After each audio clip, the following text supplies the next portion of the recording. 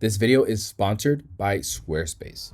What are the pros and cons of Sony mirrorless coming from someone that's been shooting Sony for the past 8 years?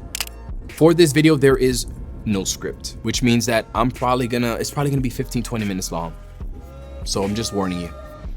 And also, everything is based on my experience.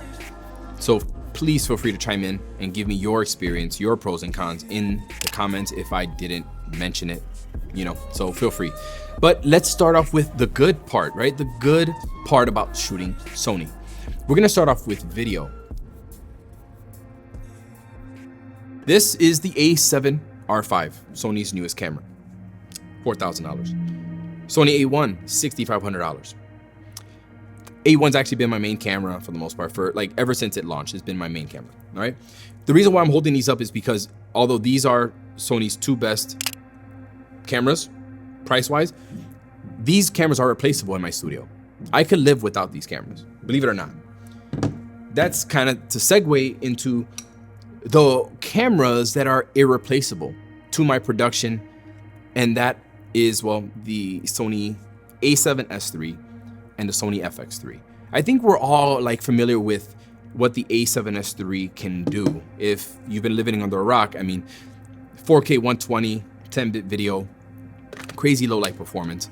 The thing about the A7S III that no other camera can do for me with the way that I shoot my videos, for my product stuff, I need that 12,800. My A7S III pretty much locked into 12,800 ISO.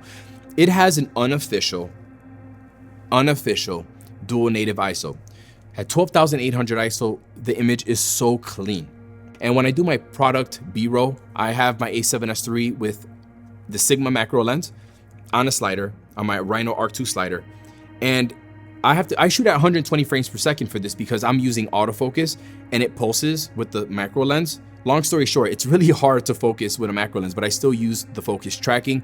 120 frames per second I could extend a good 2-second clip into 5-6 seconds if I wanted to by slowing it down. And that forces me to go to 1/250th of a second shutter speed. So now my aperture, I'm usually at f4, f8 because with a macro lens, your depth of field is razor thin. So I gotta stop down. So now what happens to your ISO? You gotta jack it up. So 12,000, I live at 12,800. There's no other camera in the studio that can give me the performance of the A7S III at 12,800 ISO and a little bit above, up to 20,000, not even close. The image looks so crisp and it's so beautiful coming out of this camera. That is why there is no other camera that can replace it. Now for video production wise, I'm using the FX3 right now as my talking head camera. And this is important for me because I have a lot of audio equipment. I have the MixPre 3 sound mixer. I've got the Rode, the DJI mics. And for me, using the FX3 with the built-in XLR handle, booming the mic right here, going straight into the camera, I get such a nice high quality file that when I throw it into Final Cut, I can throw some plugins, right? I use Crumble Pop and Acusonics, and it sounds great because in the studio, there's a lot of echo and I need a high quality audio file to be able to manipulate it and make it sound better. I get that. Also with the FX3, I'm able to preview my LUTs. I can import LUTs, preview it on the monitor right there. And then also I could embed the LUT in the footage so that when I pull out the SD card, the footage is already color graded. I could already see it there. I have it color graded with some good audio all in just one shot. I don't have to pull SD cards from different places. It's just all bundled into one. Another huge and unique benefit of shooting Sony for video is, let's just say you're an indie filmmaker, a wedding filmmaker, someone that does documentary, whatever. You need a B camera. Most people need a B camera. So let's say you buy an A7S III, an FX3, or even an FX6, and you need a B camera. Do you spend another $3,000 on the A7S III, or do you spend $1,800 on the new FX30, which is a cinema-focused APS-C camera, which in my testing, it matches up perfectly with in terms of color science with these two cameras. Is actually the features are very similar to the FX3, but it has a smaller sensor in there and it has some other little limitations. But what other camera system gives you those options? Let's look at Nikon. Nikon doesn't even offer a camera under $3,000, $4,000, under $5,000 that can shoot 10-bit internal video. You would have to use a recorder. But other brands, when you put a recorder on the camera, I mean, you're getting like 16-bit raw. I mean, there's so much more capability. That 10-bit should be already like built in the camera. You know what I'm saying? And having an ecosystem is very important for video shooters, which is why Sony and Canon have been leading in that. But I think Sony does have a little advantage over Canon because of the ecosystem, the options that they have, you know. So anyways. So that's a perfect segue into the next one, and that's ecosystem. I think it's fair to say that Sony has enough cameras. They release enough cameras. It's actually kind of confusing because they have too many cameras, in my opinion. But with that, the good part of that is there's a camera for almost every kind of shooter. So mostly photography, a little bit of video, we got a camera for you. You do 50-50, there's a camera for you. You do mostly video, less photo, there's a camera for almost every kind of shooter out there. So that's a great thing. And even these new 4-way screens, this is clutch as heck. This is probably the best hybrid camera that I've ever used. Hybrid, even over the A1, even over everything, because of this. That's its own separate video. Now, the biggest reason, this one is gonna resonate, I think, with most people, is the lenses. I think the majority, if I did a survey out of 100 Sony shooters, ask them the biggest reason why they shoot Sony, and most of them are gonna say lenses. In the Sony system, you can buy pretty much the trinity of lenses, the trinity of f2.8 glass for under $3,000. You can't do that with everyone else. Tamron, 17 to 28 f2.8. I have that lens, I love it. 28 to 75.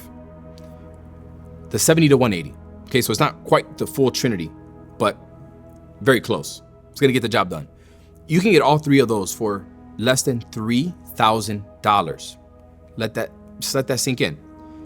Now let's look at the prime lenses. They've got everything. 14 millimeter 1.8, 20 millimeter 1.8. They got the 24 1.4, 35 1.4, 50 millimeter 1.2, 85 1.4s, 135 1.8s. And they have like three of these actually. Third party makes like there's a third party lens for almost every focal length. Like the 135, there's three of them. There's a Samyang that performs really great. It's $1,000. Third party is not like what third party used to be. I felt like before, third party manufacturers didn't have like all of the ingredients of Sony's mount, right? Like they were just a little slower, a little less good than the native. But now third party lenses are just as good as the natives, like this 85 1.4 Sigma, which is my go-to 85 because they need to update the other 85. On top of that, they're G Master lenses. Yeah, they're very expensive, but you're getting like clinically perfect optical performance. And the thing with Sony is that they're releasing these lenses, but they're pushing physics. They're making them smaller and lighter than any other brand. And, you know, okay, there's a downside to that, right? Okay, yeah, look at their 51.2, it's small and lightweight. Look at their 35 1.4, it's tiny. They're 24 to 70. Look, this thing is tiny. It doesn't weigh anything, and it's really good. The only issue, and this is the best example of that, is because they're pushing the physics of the lenses. This one is the smallest 50 out of all three, smaller than the Canon, much smaller than the Nikon, and I did a whole video testing them. They're not good with focus breathing. But ever since the Sony a7 IV came out, so the a7 IV, the FX30, then the a7R5, every camera has had focus breathing compensation in the camera, where the camera corrects for the breathing in camera. And it performs so good. It's like having best of both worlds now. So you're getting a smaller and lighter version of a lens. Let's say for Nikon, for example, 51.2, it's the size of a 24 to 70 lens, but it has really good focus breathing control, right? Or would you rather have a smaller, lighter lens like this and just have it featured in the camera body? For me, I think that's a genius like way of going about it. One of the other big strengths of Sony is the autofocus performance. The new A7R5 has the AI autofocus now, right? It has a dedicated chip. Now it has subject recognition. Great autofocusing, is pretty much state of the art. Canon also, in my opinion, is pretty much state of the art. I still think the R3 is slightly ahead of any other camera that I've ever used in Canon. I still think that's why it's my go-to camera for sports. That's a whole nother topic. Why am I talking about that? Sony does have state-of-the-art autofocus, okay? And it's so funny because sometimes I get comments like, why do you talk about autofocus? Why do you care so much about autofocus and all this? Like, you shoot portraits, like you don't need all that, whatever. And yeah, sure, but you don't know me. You don't know me personally. I do a lot more. I do other stuff that I need autofocusing for, right? For video, I do side jobs. I do other things, okay? And I do sports in the summer. For example, I did a little project here with my boy. We were having a conversation. I had 2 cameras. I can't post it because it went completely off the wall. I had an A7C on one side, the A7R5 on the other. Long story short, it took me like 5 minutes to set up the A7C to manual focus it where I was gonna be because I couldn't trust the camera to not ever focus on him because he was in the foreground. On the other side, I had the A7R5. I was in the foreground of the frame. It took me 20 seconds to set up. With the AI autofocus, I registered his face in the camera. It took me 3 seconds to do that. Registered his face. I put the camera on the tripod with me in the foreground, and I didn't have to worry about it. I could have got up and started doing jumping jacks. It wasn't gonna focus on me. It was gonna just stay on him the entire time. That saves so much time and energy into, like, let's say production, because of, just the things that this tech can offer you. So autofocus is a huge one, another big one for shooting Sony. Now, I think Diana's on her way to the studio, so I'm gonna kind of blaze through the next ones.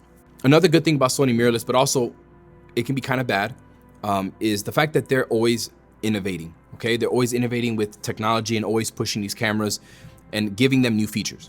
That's a good thing for people that, want the latest technology, but it's also bad for the people that, they can't buy every camera, or, you buy a new camera and it's the latest tech for about, half a year, and then something else comes out with a new feature, that you're like, damn. Okay, so it could be good or bad, but the innovation part and staying ahead of the curve of tech, Sony's there. It's just one of those things that makes me excited to be a Sony user, is because I know that they're putting out this new tech that makes my life a lot easier. You know what also makes my life easier? Squarespace. If you have been looking to start a website, blog, or an online store, you need to check them out ASAP. Every entrepreneur needs a website, and with Squarespace, you don't need to have any kind of graphic design skills to start. It's so easy to use. You have 24/7 customer support. If you ever get bored of the look, you can choose from a bunch of pre-made templates and switch everything up at a click of a button. You can also start your own online store like I did, where I sell my Lightroom presets and my retouching tutorial to make some passive income. If you want to check them out for yourself, use the coupon code Manny and you'll get 10% off your first purchase. Okay, so now let's go over some of the bad, and I have 6 minutes left on this SD card. Oh boy. So the first thing that I want to talk about that I'm not a fan of, ergonomics. A lot of people that pick up a Sony camera, they say that they don't like how the camera feels in their hand. And this is the thing. I don't mind how the Sony camera feels in my hand, but speaking objectively, when I hold the Canon, when I hold the Nikon, those cameras feel better in the hand. I'm not gonna lie. The Canon feels the best. If you go like this to a Canon camera, move it around in your hand, you're not gonna feel any sharp edges, It's very soft. Sony, there's definitely a lot more pressure, like points, like sharp points. And when, like, let's say you have a heavy lens on your camera, this point right here could, it presses up against your hand, like the 85 1.4, Sigma, there's a lot of sharp edges here. There's a lot of, that kind of messes with my knuckles a little bit. There's not a lot of space there. So I get it. But I do think that Sony should focus a little bit more on ergonomics and the grip. Okay, like grip specifically, like make the grip a little bit more soft, maybe round out the camera just a little bit where your hand is, so that it's a little bit more comfortable to hold for a longer period of time. Another thing that drives me nuts about these Sony cameras is they have all the latest tech, but the rear screens are just not great. And they've gotten better over time. But this is something I've always said. When I use the Canon R5, the Canon R3, the rear screens, like the images look so beautiful on the rear screen. The rear screen just give an amazing representation of the photo you just took. It looks better than when you even upload it in the computer. And I like to be able to show someone a nice image, like, yo, check this out. Like it's a reflection, a good reflection of what you just did. And I just find it lacking on Sony screens when compared to the Nikon and the Canon. I wish they put better screens on here. They make cell phones with those high quality screens. It's like, why can't we just kind of trickle that into these cameras? You know what I'm saying? Just, this is amazing. The screen, this is amazing. I love that. Just the quality. We need that. Another one is color science. Again, this one, I can talk about like 20 minutes on. It's very situational. I could shoot the same picture with each camera with the same lighting, and you're not gonna be able to tell the difference. But then let's say I'm in a different lighting scenario where it's backlit or something, and there's, you know, and then it'll look different, you know? But for the most part, consistently, I have noticed that every camera before the A7R5, the A7R5 fixed it. I'm telling you, it did. Every camera before the A7R5, like the A1, with the auto white balance. It's not like the color science, because if I use a gray card, they all look the same. But when I use the A1 in auto white balance, I definitely get like a yellowish tint on the skin. I've noticed it in my studio work. I've noticed it in other work that I've done. There's a yellow tint.